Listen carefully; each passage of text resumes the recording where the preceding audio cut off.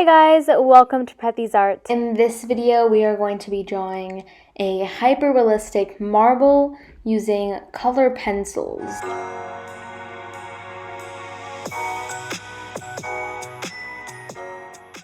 Please remember to subscribe to my channel and hit the bell so you get notifications when I post a new video. To those who are subscribed, thank you so much. Also, please follow me on Instagram. I've been working really hard on it. I post little drawings that I do off camera, like this peppermint drawing. Okay, let's start off with the actual marble. I didn't do anything too difficult except for getting the perfect circle, if you can even call it that. I had to adjust it multiple times throughout the video. So to anyone who can draw a perfect circle, I applaud you. Other than the circle, I just had to draw two wavy lines and a little section on the bottom, so I knew where it would be darker. Afterward, I erased my drawing so I could properly color it.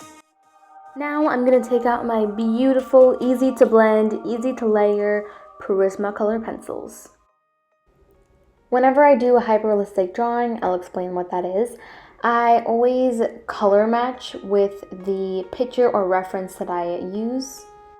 So now I'm just going to spend a couple of minutes scribbling on a piece of paper, trying to figure out what colors would be perfect for this blue marble.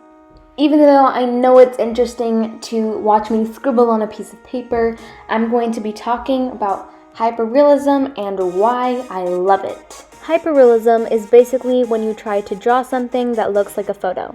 I came across hyperrealism through an art channel called The Art Insider. It's an amazing channel, you should check them out. Then, using Ray Dizzle, an artist here on YouTube's Instagram, I found a whole lot of reference photos for me to start.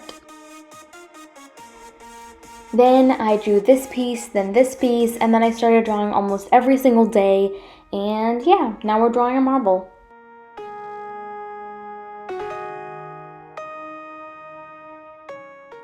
Okay, now we're gonna start coloring.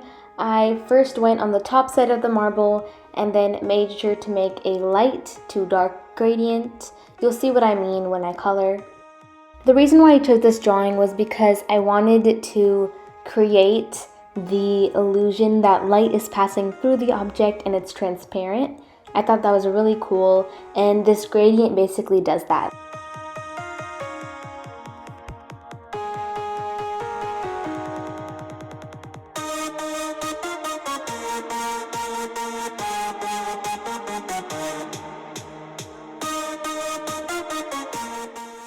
Now I'm going to start with this orange color. It was kind of a problem just because I did not have the orange, so I had to mix like about 3 shades of orange to create that one swirl. Another thing you have to pay attention to is the swirly parts are inside the marble, so you have to make sure it looks like it's inside in your drawing. To do this, I basically just feathered out the ends using some white, making it kind of like a gradient. Afterward, you're going to see me blend a little bit of the dark blue into the swirls so it looks a little bit more like they're inside. I also did the green in the same way, except I made it feather out on the edge a tiny bit more. There was a lot of light blue reflecting in the marble, so for the dark part underneath, I had to create these little highlights. It was also a bit darker in the bottom area of the marble, so I added some black to represent that. To make the marble a bit more marbly, I don't know if that's a word, that's definitely not a word, but basically I added some bubbles trapped inside.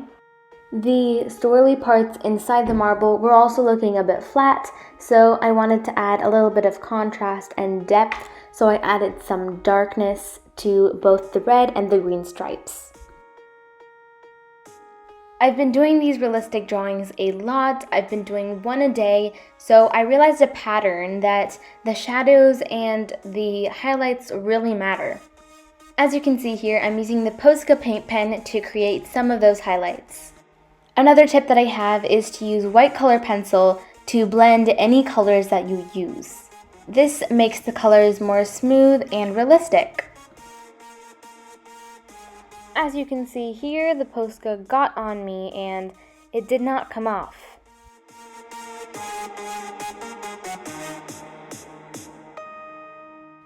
The shadow was a lot easier than the marble because a lot of the fine details on the marble won't be shown in the shadow.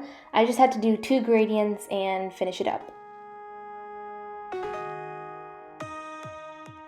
The shadow is probably my least favorite part just because I think it turned out a bit too dark. I also could have blended it just a tiny bit more so it looked a bit more realistic.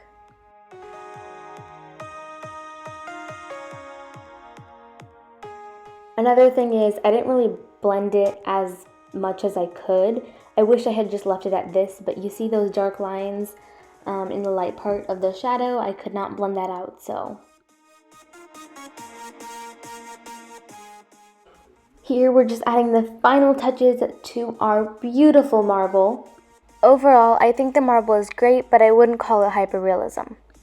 Also, shout out to Shreya R. She did this amazing panda. The eyes are so cute and the color is very vibrant. My favorite part is the shading. I'm so happy that the tips I gave in my other panda video, which will be linked in the description, actually helped someone. Thank you so much, Shreya. Before I end this video, I would just like to say that the music in this video is definitely unique and I love it. If you guys love it too, then go check out Kiran's channel. It's amazing, copyright free, and it's an original. If you guys want to see his channel, check in the I in the top right corner or down below in the description. Also, I'm so excited for my next video. It's going to be so special, so make sure your notifications are on. Okay, bye!